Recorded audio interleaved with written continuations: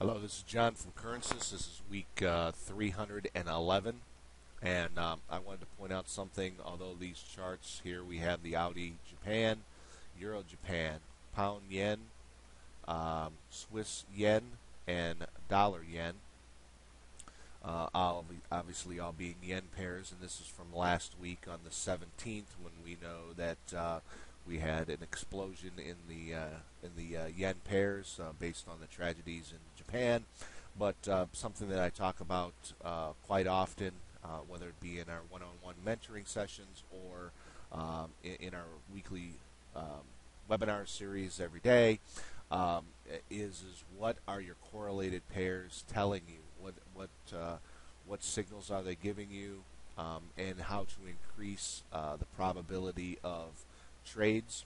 Well, here's a perfect example with where each one of these yen trades turned out to be winners. We have reversals on the euro yen, the pound yen.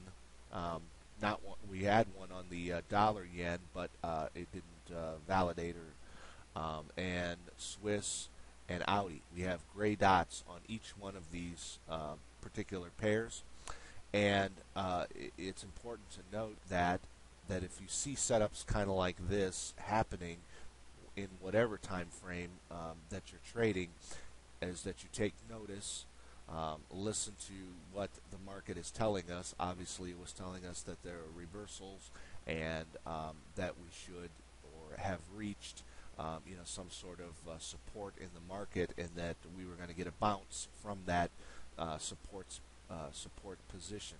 So very important to look at correlation, look at the kind of signals that these correlated pairs are giving you, and act accordingly. It's our job to be able to identify setups kind of like this, and to capitalize on what the market was going to give us, based on obviously again what happened in Japan. But these show perfect setups across the board, and if we took any one of these trades, they were all winners.